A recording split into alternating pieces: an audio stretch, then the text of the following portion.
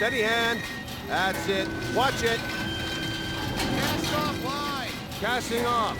We're away. Take us straight to Dunwall Tower. Lord Corvo has news for the Empress, and we've come a long way. Player freedom is a hard promise to keep.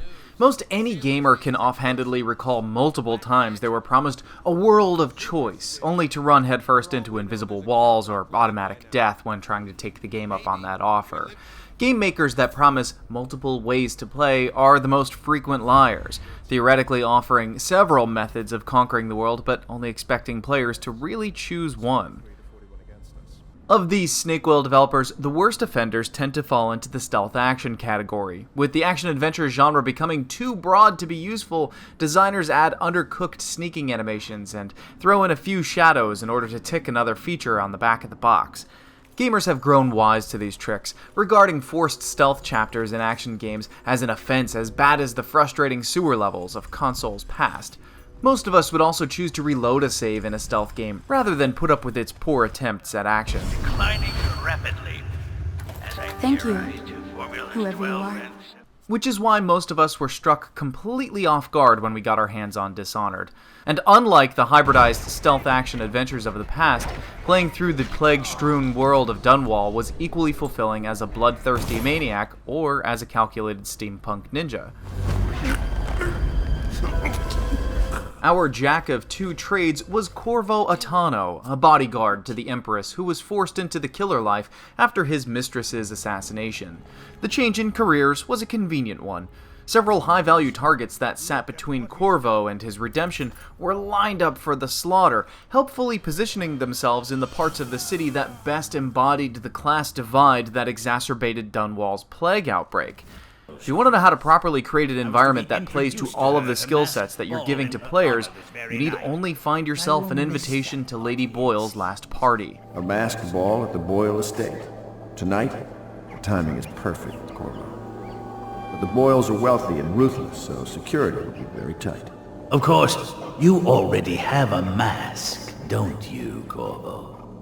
Corvo's fourth major assassination begins with a leisurely drop-off by boat in Dunwall's upper-class estate district. The posh, gated community is where we first encounter tall boys, police officers mounted in towering stilt suits and equipped with severely painful incendiary rounds. Whether by exploring the surrounding streets, teleporting down from balconies, or diving through sewer grates, Corvo must eventually make his way to the Boyle estate. If players did not raid the safe of the art dealer Bunting during a previous mission, the first step to gaining access to the party is finding an invitation. Luckily, a member of a party-going trio will drop hers, the wind practically carrying it into Corvo's outstretched hand. From here on out, aside from a few restricted areas within the Boyle mansion, the masked assassin is not seen as hostile until he attacks or performs magic. But what could have been a straightforward snatch and grab quickly becomes a labyrinthine play at hiding in plain sight. Lady Boyle may be your target, but 3 posh women in Dunwall go by that name, and it's up to Corvo to determine and eliminate the correct one.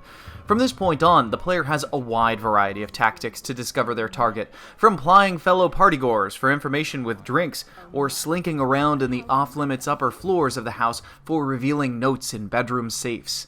More direct players always have the option of slicing their way through every single person at the party, just to be safe, and the most patient players will find a non-lethal option of ridding themselves of Lady Boyle with the fashionably late arrival of one Lord Brisby. The identity of the true Lady Boyle varies between each game, but once discovered, assassinating her can be as simple as a swipe of a sword, or as complex as a multi-layered play of social etiquette.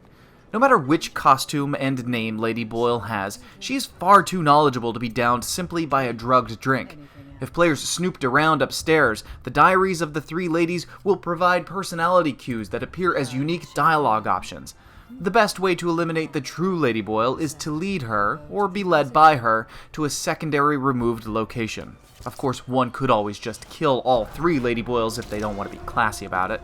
The story that evolves out of Lady Boyle's party is an interactive version of Edgar Allan Poe's The Masque of the Red Death. Corvo is a harbinger of death, rising from the plague-ridden outside world of peasants and entering into a secluded solace for the spoiled rich.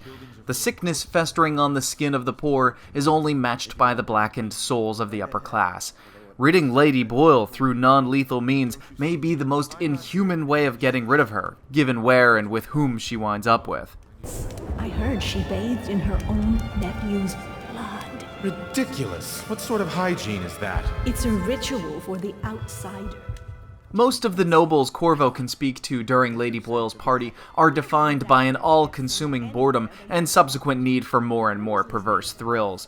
Players can participate in one of the few instances of public, unpunished murdering in a gentleman's duel, and most partygoers will admit to doing their own pocket stuffing, should Corvo swipe a few coins off of one of the tables in the library.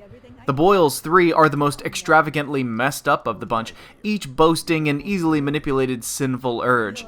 One Lady Boyle is desperate for aggressive sexual roleplay, another a lush, and the last a paranoid wreck. Killing your target here is one of the easiest missions in the game, largely because Corvo is operating in an arena where everyone thought themselves safe and invincible. Viewing the totality of the choices offered in Lady Boyle's last party, we see the best example of the uncommon flexibility present in Dishonored's level design.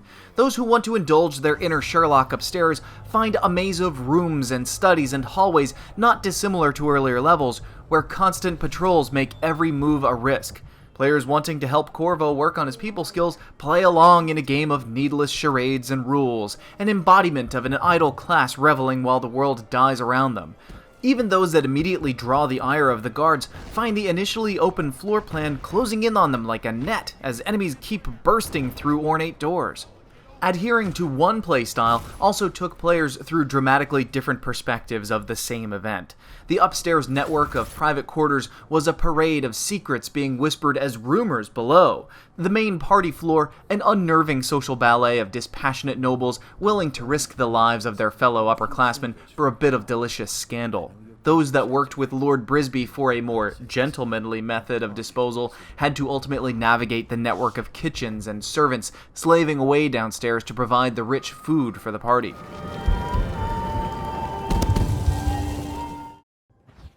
Truly providing choice in video games is exhausting. Following through with dialogue options and playstyle choices often means multiplying the amount of assets that need to be created in order to have separate areas and different pathways, not to mention the time and cost it takes to create them and test them to make sure that everything works as planned. Dishonored is one of the rare games that succeeds at the promise of choice, and Lady Boyle's last party is the most lavish and intricate example of how it's done. Last, oh my love, someday you will understand. You'll never know how happy you've made me. Someday she'll learn to appreciate me. After all, she'll have her whole life.